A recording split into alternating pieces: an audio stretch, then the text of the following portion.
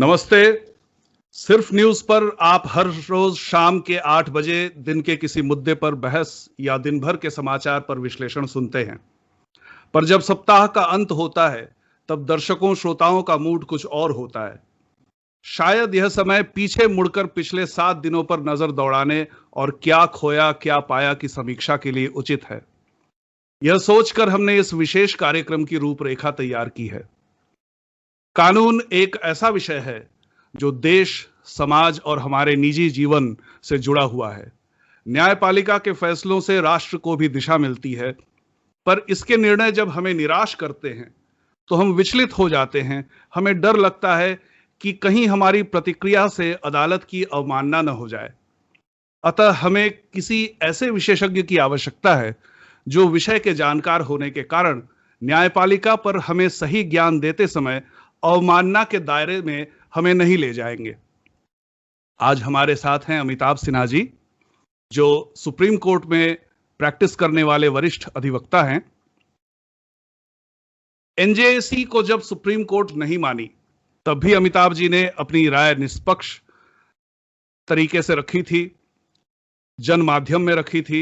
इसके अलावा supreme court के जजों ने जब मर्यादा का उल्लंघन करते हुए प्रेस कॉन्फ्रेंस बुलाया था तो उस पर भी अमिताभ जी ने निर्भीकता के साथ अपना वक्तव्य टेलीविजन व अन्य माध्यमों में रखा था।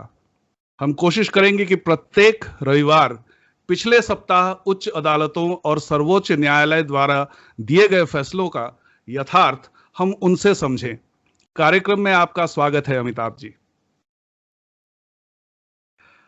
आपसे प्रश्न लेकिन इस एपिसोड में किसी वर्डिक्ट पर नहीं है, बल्कि सुप्रीम कोर्ट के 2 जजों के बारे में है, जिनमें से एक ने नारद स्टिंग ऑपरेशन में तृणमूल कांग्रेस के नेताओं के खिलाफ चल रहे केस से खुद को हटा लिया, तो दूसरे ने बंगाल चुनाव के बाद हुई हिंसा पर चल रहे केस को सुनने से मना कर दिया।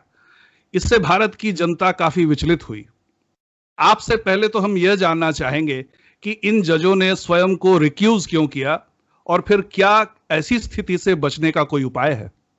अमिताभ जी। सुरजीत जी, आपके इस प्रतिष्ठित न्यूज पोर्टल के कार्यक्रम में मुझे बुलाने के लिए आपका हृदय से आभार, धन्यवाद। आपने मुझे जिस विषय को छूने का या जिस विषय पे बात करने का मौका दिया है या आपने अपेक्षा जाहिर की है, वो विषय संवेदनशील भी है और महत्वपूर्ण भी है। कारण ये है कि न्यायपालिका हमारे जो लोकतंत्र की सुंदरता है वो इसी बात पर निर्भर है कि न्यायपालिका भी उन 3 स्तंभों में से एक है जिन स्तंभों के आधार पे हमारा पूरा संविधान निर्भर है, हमारी व्यवस्था टिकी है। कार्यपालिका, विधायिका और न्यायपालिका, तो सभी जो स्तंभ हैं, सभी जो कॉलम्स हैं, वो अपने अपने क्षेत्र में मजबूती से, ईमानदारी से, निष्पक्षता से काम करें और एक दूसरे के क्षेत्रों का, अधिकार क्षेत्रों का अतिक्रमण न करें, जिसको इंग्लिश में एनक्रोचमेंट ऑफ जुरिस्डिक्शन बोलते हैं। ये अपेक्षा संविधान में रखी गई है। विभिन्न उसके दायरों का जो जिक्र है वो विभिन्न उसमें है, जिसको आर्टिकल्स बोलते हैं। संविधान के विभिन्न आर्टिकल्स में इसकी चर्चा भी है। उस पर अभी चर्चा मैं नहीं करूंगा, कभी अगले कार्यक्रम में जब इसी विषय पर चर्चा होगी तो मैं उनके ऊपर में भी प्रकाश डालने की कोशिश करूंगा। अब चूंकि ये सभी तीनों जो स्तंभ हैं वो अपने अपने दृष्टि से अपने अपने क्षेत्रों में पूर्णतया एक स्वतंत्र और निष्पक्षता से काम करने के लिए अपेक्षित हैं, तो इसी नाते कार्यपालिका की कार्य पद्धति के ऊपर में आजकल चूंकि राजनीतिकरण हर विषय का होता है, तो बड़े सारे ऐसे विषय आते हैं जिसमें आलोचनाएं होने लगती हैं, उसके ऊपर में बहुत टीका टिप्पणियां होती हैं और कार्यपालिका के निर्णयों को तुरंत न्यायपालिका के पास रख दिया जाता है। न्यायपालिका के पास जो मामले आते हैं, यदि वो विधायिका और कार्यपालिका के सीधे कार्य क्षेत्रों के ऊपर में प्रश्न चिन्ह लगाते हुए हैं, तो न्यायपालिका से अपेक्षा है, जुडिशरी से, कि वो एक संयमित और बहुत ही सावधानी से, कॉशस और वेरी बैलेंस्ड अप्रोच से, जिसको आप कह सकते हैं बैलेंस्ड एंड कॉशियस अप्रोच से वो उन चीज़ों को देखे, इसकी अपेक्षा जुडिशरी से भी है। लेकिन कुछ समय से, जैसा मैंने कई बार पहले भी कहा, कि जो जुडिशियल एक्टिविज्म कई बार जुडिशियल ओवररीच बन जाता है, वो एक प्रकृति के नियम के तहत है। उस पे भी बहुत लंबी चर्चा हो सकती है कि कैसे जुडिशियल एक्टिविज्म जो जुडिशियल ओवररीच बन जाता है। और जो जजेज हैं, जो जुडिशियल एक फ्रेटर्निटी के हिस्सा हैं, वो उस नियंत्रण से कई बार थोड़े विचलित होते हुए से दिखते हैं। जहां उनको संयम और नियंत्रण की आवश्यकता है, उससे थोड़े से डिग जाते हैं। ये तो एक बात हो गई। लेकिन एक और बात है जिसमें कि मैं मानता हूं कि जो हमारी अवधारणा है न्यायपालिका की, उस न्यायपालिका की अवधारणा में ब्रिटिश वेस्टमिंस्टर सिस्टम और जो ब्रिटिश इन्फ्लुएंस है हम लोगों के संविधान में, वो काफ़ी ज़्यादा गहरा है। और इसी की वजह से न्यायपालिका भी कई बार उसी दिशा से काम करती हुई दिखती है। अभी जब आपने इस विषय के बारे में, जिसमें जजेज ने अपने को मामलों से अलग किया, खास करके बंगाल से जुड़े हुए 2 मामलों में, उन 2 मामलों में जो उन्होंने अपने को अलग किया, उसके लिए एक शब्द है, वो है रिक्यूज। उन्होंने अपने को रिक्यूज कर लिया। जी। और ये मैं आपको इतनी बात बताना चाहता हूँ कि इसमें विचलित होने की जरूरत नहीं है। हाँ, लोगों के मन में एक जिज्ञासा सी बनती है कि आखिर में न्यायपालिका के जजेस अपने को क्यों रिक्लूज करते हैं। खास करके इन 2 मामलों में जब कॉन्फ्लिक्ट ऑफ इंटरेस्ट होता है, रिक्लूज को यदि हम थोड़ा सा और उसके विस्तार में जाएं, तो रिक्यूज जो है, वो शब्द आया है लैटिन, एक शब्द है उसका, रिक्यूसारे। रिक्यूसार का मतलब क्या होता है कि मुझे किसी बात से आपत्ति है, टू अपोज। और वो बेसिकली मूलतः वो शब्द प्रयोग में आया न्याय व्यवस्था में। जो लोग इसमें है, न्यायपालिका के सामने गए हैं अपने न्याय की इच्छा से, यानी कि जो वादी और प्रतिवादी हैं, उनकी ओर से पहले उपयोग में आने की प्रथा शुरू हुई, जिसमें उनको जजेज की निष्पक्षता पे संदेह था। तो उन्होंने कई बार ऐसा किया कि हम इन जज के बारे में, निष्पक्षता मेरे मान में संदेह में है, तो हम इन जज से अपने इस पक्ष को, अपने मामले को, अपने अमिताभ जी, थोड़ा सा टोक रहा हूं आपको, क्योंकि मुझे लगता है कि जैसे हमारे जैसे ले पर्सन्स जो हैं, उनको समझने में थोड़ी और आसानी हो, इसलिए एक प्रश्न है। जैसे अगर आप हमारे वकील रहे हैं और आगे जाकर कभी आप जज बन जाते हैं और मेरा कोई केस आपके कोर्ट में आता है, तो उस केस में आप अपने आप को रिक्यूज कर लेते हैं कि नहीं हो सकता है, जो आपने कहा कॉन्फ्लिक्ट ऑफ इंटरेस्ट हो सकता है। तो क्या इसकी बात कर रहे हैं आप या फिर और भी कई प्रकार के कॉन्फ्लिक्ट ऑफ इंटरेस्ट होते हैं? मैं वहीं आ रहा था। शायद मैं थोड़ा विस्तार से बताने की कोशिश कर रहा था, इसलिए आपको ऐसा लगा कि मैं शायद विषय से भटक रहा हूँ। मेरा मानना है कि जो रिक्यूज शब्द है, उसमें सबसे पहले ये जो प्रक्रिया शुरू हुई, वो लैटिन शब्द चूंकि है, इसलिए ये इंग्लिश व्यवस्था में शुरू हुई, जब किसी भी व्यक्ति को, वादी या प्रतिवादी को, किसी जज के विशेष व्यवहार या उसके अपने पृष्ठभूमि, बैकग्राउंड में के कारण उसको संदेह था कि मुझे न्याय नहीं मिलेगा, तो वो एक एप्लीकेशन फाइल करके रिक्यूज करके कि इस जज के सामने मुझे शायद न्याय न मिले, वो उस जज से को हटाने के लिए, टू रिजेक्ट, उस जज को रिजेक्ट करने की जो एक परंपरा शुरू हुई। बाद में वो खुद जजेस ने एक्सेप्ट, उसको खुद लेने की शुरुआत कर दी खुद के ऊपर में, और ये परंपरा शुरू हो गई कि अब जजेस भी खुद अपने को रिक्यूज करने लगे कई विभिन्न मामलों से, और वो कॉन्फ्लिक्ट ऑफ इंटरेस्ट हुआ। ये तो एक पहलू हुआ। उसमें यह माना जा सकता है कि जज, जो भी न्यायाधीश हैं, वो निष्पक्षता के मामले में मानदंड स्थापित करना चाहते हैं, और उनको ऐसा लगता है कि कहीं भी यदि उन्होंने उस केस के सिलसिले में कभी अपनी कोई रखी है इन्वॉल्वमेंट, कभी उनका रहा है किसी तरीके का इन्वॉल्वमेंट, तो वो अपने को निष्पक्ष दिखाने के लिए कि मैं उससे अलग होता हूं, क्योंकि मैंने कभी इस काम को किया था या इससे कभी जुड़ा था इस मामले से। लेकिन मेरा यही कहना है, यहाँ आपत्ति मुझे ये है, ये जो रिक्यूजल है, ये रिक्यूज शब्द जजेस के साथ हमारे भारतीय व्यवस्था परंपरा में सूट नहीं करता है। क्यों? क्योंकि इन दोनों केसेस की हम बात करें, जिसमें आपने जिसका नाम लिया, इन दोनों केसेस में बंगाल से संबंधित मामले थे, और दोनों जजेस भी बंगाल से ही आते हैं। ये यहाँ इसके तार जुड़े हैं एनजेएसी से। मैं हमेशा कहता हूँ कि जो जजों के अपॉइंटमेंट का विषय है, जो नियुक्ति है जजों की, उसमें पारदर्शिता कम है। बहुत सारे ऐसे तरीके से जजों की नियुक्ति होती है जिसमें कोटा सिस्टम है, कास्ट सिस्टम है, नेपोटिज्म है, भाई भतीजावाद है। मैंने इस पे लिखा भी है और कहा भी है, और एनजेएसी शायद इसी को ध्यान में रख के बनाने की कोशिश थी।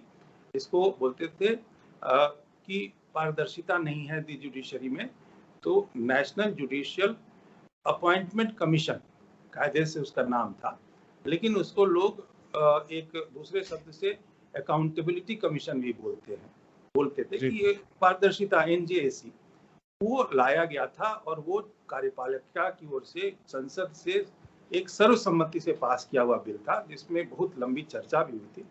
लेकिन दुर्भाग्य से उसको सुप्रीम कोर्ट ने शायद ये माना कि वो उनके अधिकार क्षेत्र का अतिक्रमण होगा, और उन्होंने एक संविधान पीठ की घोषणा की। संविधान पीठ में उस पर विशद चर्चा की, और उसको उस जो सर्वसम्मति से पास हुआ वो जो एनजेएसी का कमीशन का जो एक्ट था, जो कानून था, उसको उन्होंने निरस्त कर दिया। लेकिन मैं अब कहना चाहता हूं कि ऐसे ही पारदर्शिता से रहित तो मैं नहीं कहूंगा, लेकिन कम पारदर्शित जो नियुक्ति की प्रक्रिया है जजेस की, उसके कारण विभिन्न जो राज्यों से जो जजों की नियुक्ति होती है, उससे कई बार राजनीतिक पुट भी उसमें होता है, और इसके कई खुले उदाहरण भी हैं। अभी बंगाल के मामले में जो दोनों जजेस ने अपने को रिक्यूज किया, मैं मानता हूं कि वो उनके अपने बंगाल से राज्य से होने के कारण उन्होंने अपने को रिक्यूज किया, क्योंकि उसमें कहीं से भी, जैसे नारद का स्टिंग वाला केस हुआ या बंगाल के हिंसा संबंधित हुआ, उसमें यदि हम प्रथम दृष्टया देखें प्राइमा फेसाई, तो उन दोनों जजों की इन्वॉल्वमेंट से ज्यादा बड़े महत्वपूर्ण विषय थे कि क्या इसमें एक निष्पक्ष सुनवाई सुप्रीम कोर्ट को करनी चाहिए कि नहीं। उसमें यदि उन्होंने अपने को अलग हटाया, तो इसकी एक पहलू को यदि हम ध्यान में रखें तो हमें शायद मानना चाहिए कि हाँ, जजेस ने निष्पक्षता रखने के लिए किया। मैं इससे असहमत हूँ। ये जो दृष्टिकोण है, वो दृष्टिकोण हमारे भारतीय न्याय व्यवस्था के दृष्टिकोण से एकदम विपरीत है। हमारे यहाँ जो न्याय व्यवस्था बनी थी, उसमें जो न्यायाधीश चुना जाता था, एक प्रेमचंद जी की बड़ी अच्छी कहानी है, पंच परमेश्वर। जो पंच बन जाता है वो परमेश्वर हो जाता है। अब समाज के इतने बड़े हिस्से में यदि जज जब चुन के आते हैं, तो वो किसी न किसी तरीके से, चाहे वो राजनीतिक दृष्टि से हो, सामाजिक दृष्टि से हो, और चूंकि असफल वकील भी होते हैं, तो बहुत बार ऐसा होता है कि उनकी उस सफल वकील होने की प्रक्रिया में उन्होंने बहुत सारे केसेस हैंडल किए हैं। लेकिन एक समय ये आता है कि वो जज बन जाते हैं। जज बनने के बाद में उनसे ये अपेक्षा है कि वो पंच परमेश्वर होने के कारण अपने पुराने पूर्वाग्रहों से मुक्त हो जाएं। यदि वो पुराने पूर्वाग्रहों के साथ रहेंगे, तभी ये रिक्यूज करने की स्थिति बनेगी।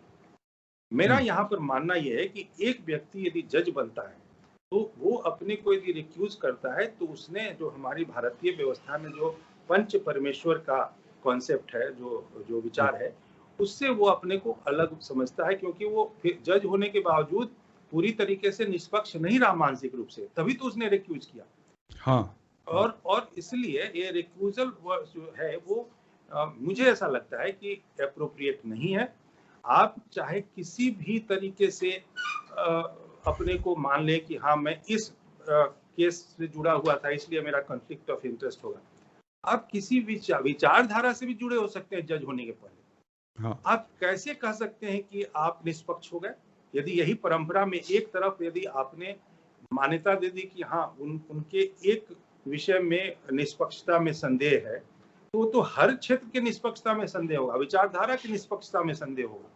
और समाज इतना ज्यादा एक दूसरे पे जुड़ा हुआ और एक दूसरे पे पूरी तरीके से हम ये मान के चलिए कि निर्भर है कि कोई एक द्वीप, कोई आइलैंड नहीं होता है। हर एक मसला बहुत सारे मसलों से जुड़ा होता है, और कहीं ना कहीं जज किसी का रिश्तेदार है, किसी का जानकार है इसी समाज में।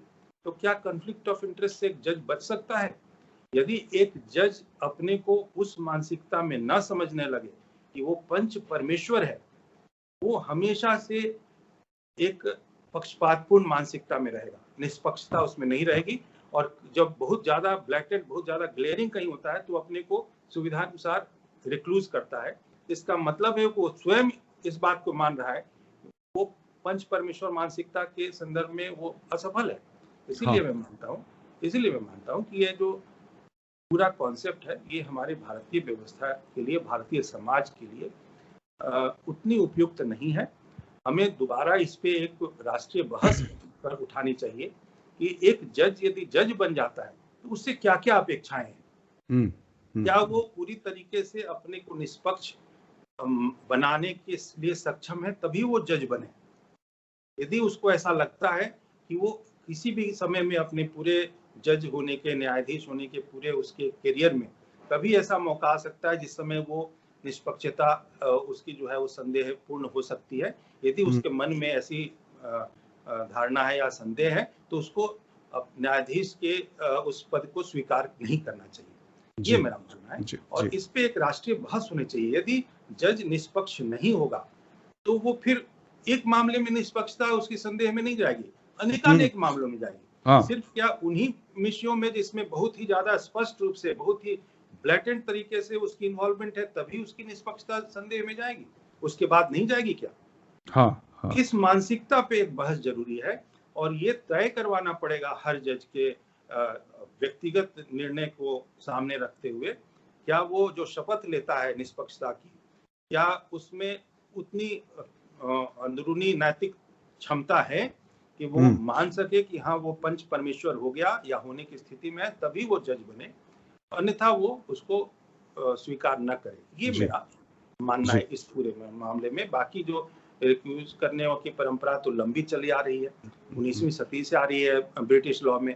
भारत में भी चूंकि ब्रिटिश लॉ ही दुर्भाग्य से पूरा का पूरा स्वीकार कर लिया गया, तो वही परंपरा यहाँ भी मान लेगी। लेकिन हमारा समाज ब्रिटिश समाज से अलग है, मेरा यही विषय है।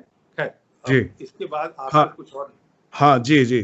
तो आपने जो कहा कि एनजेएसी में इस तरह की स्थिति से बचने का, या फिर अन्य भी कई ऐसे बहुत ही विकट परिस्थिति बन जाती है तो उसके समाधान बताए गए थे एनजेएसी में। लेकिन नरेंद्र मोदी सरकार के पहले टर्म के दौरान हमने देखा था कि एनजेएसी को बतौर प्रस्ताव भेजा गया और उन्होंने कहा, सुप्रीम कोर्ट ने कहा कि नहीं, कॉलेजियम की व्यवस्था ही चलती रहेगी। उसके बाद और सरकार की तरफ से शायद कोई कोशिश नहीं हुई। मैं अभी राजनीतिक जो भी प्रयासों की बाद में चर्चा करने के लिए पूर्णतया अपने को सक्षम नहीं मानता हूं, लेकिन ये मैं आपको बता दूं, एक जो तथ्यात्मक सुधार करना चाहूंगा कि ये कोई प्रस्ताव नहीं था, ये एक पूरा कानून था। ये एक एक्ट बना के, और वो भी पूरे पार्लियामेंट ने, पूरी लेजिस्लेटिव ने एक एक्ट को इनेक्ट किया, कानून बनाया एनजेएसी, और वो संवाद संशोधन करके उन्होंने संविधान में भेजा। लेकिन उसके बाद उसको सुप्रीम कोर्ट के कॉन्स्टिट्यूशन बेंच के माध्यम से उन्होंने उस संविधान संशोधन और उस कानून को निरस्त किया जी। तो ये एक बहुत बड़ी घटना थी। मैंने कई बार चर्चा में भी कहा कि जब कार्यपालिका बहुत ताकतवर हो जाती है तो वो बहुत ही अच्छे निर्णयों को जो सुप्रीम कोर्ट ने दिया है या न्यायपालिका ने दिया है उसको अपनी ताकत का इस्तेमाल करके बदलती है, जिसमें शाहबानो का केस ऐतिहासिक केस है, जिसमें भी सुप्रीम कोर्ट ने एक बहुत ही सुंदर निर्णय दिया था और वो वाकई में ऐतिहासिक था। लेकिन उस समय की सरकार ने अपने बाहुबल का प्रयोग किया और वो एक खास तरीके की मानसिकता और तुष्टीकरण के कारण, उनकी भावना के कारण, उसने उस सुंदर जजमेंट को जो कि सुप्रीम कोर्ट ने दिया था शाहबानो केस के मामले में, उसको निरस्त कर दिया। तो कार्यपालिका के पास भी, विधायिका के पास भी अधिकार होता है कई बार सुप्रीम कोर्ट के दिए गए निर्णयों को पलट देने का। लेकिन ये बहुत ही अशोभनीय स्थिति है, इससे बचा जाना चाहिए कि ये तो एक स्तंभ के ऊपर में दूसरे स्तंभ का एक तरीके का जिसको आप कह सकते हैं कि प्रभुत्व स्थापित करने की मानसिकता है। इससे बचे यदि, तभी संविधान की सुंदरता, प्रजातंत्र की सुंदरता कायम रहेगी, ये मेरा मानना है जी। और चूंकि हमने कहा कि ये हम संक्षेप में कार्यक्रम रखेंगे, संक्षेप में अपनी बातें करेंगे। तो केवल एक और प्रश्न, अंतिम प्रश्न यह है कि जैसे हमने कहा कि लोगों की जो प्रतिक्रियाएं आती हैं वो बहुत डर डर के आती है कि क्या पता हम कुछ ऐसा बोल दें, सोशल मीडिया में ऐसा कुछ लिख दें जिससे हम पर कंटेम्प्ट ऑफ कोर्ट का केस हो जाए। तो इससे कैसे बचा जा सकता है? इस पे जनता की जो प्रतिक्रिया आ रही है वो किस दायरे में सीमित रहनी चाहिए? सुरजीत जी, इस आपके प्रश्न का एक और पहलू है। हाँ। न्यायपालिका कम से कम आज पूरे भारतीय समाज के दृष्टिकोण से यदि हम देखें तो कम से कम एक ऐसी जिसको आप कह सकते हैं कि व्यवस्था है, एक न्यायपालिका एक ऐसा स्तंभ है जिसको अभी भी थोड़ा बेहतर दृष्टि से देखा जाता है समाज में, और जिसको इंग्लिश में एक शब्द है सैक्रोसेंट माना जाता है। तो ये एक व्यवस्था यदि बनी है कि न्यायपालिका के बारे में सभी अपने मन के भाव को तुरंत प्रकट ना करें, तो ये एक स्वस्थ परंपरा ही है। मुझे इसमें कोई बुराई नहीं लगती, क्योंकि उसके दो कारण हैं। देखिए, जब भी न्यायपालिका किसी एक मुद्दे पे फैसला देती है तो उसमें एक पक्ष जो होता है वो जीतता है, दूसरा हारता है।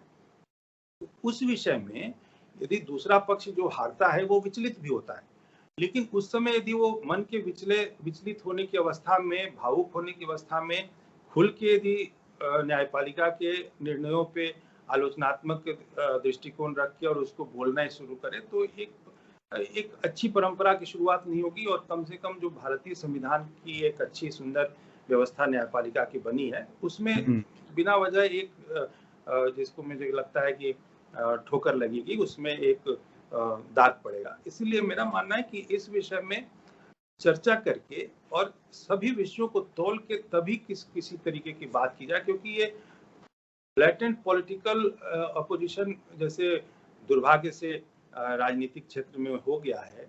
सरकार कुछ भी करे उसको गाली दो और बहुत ही असंसदीय भाषा का प्रयोग करो।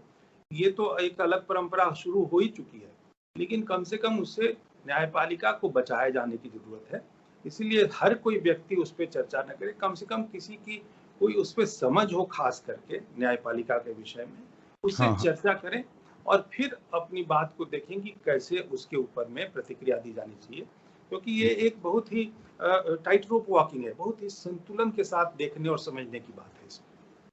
जी, अमिताभ जी, आपने हमारे दर्शकों और श्रोताओं का मार्गदर्शन किया और हमें एनलाइटन किया, मैं कह सकता हूं कि ज्ञानवर्धन किया आपने। इसके लिए आपका बहुत बहुत धन्यवाद। आशा है आपसे हर रविवार इसी तरह से भेंट होगी और उस सप्ताह के किसी विषय पर आपके साथ चर्चा होगी। मुझे कम खतरनाक विषयों पर चर्चा करिएगा। जी, धन्यवाद। नमस्ते।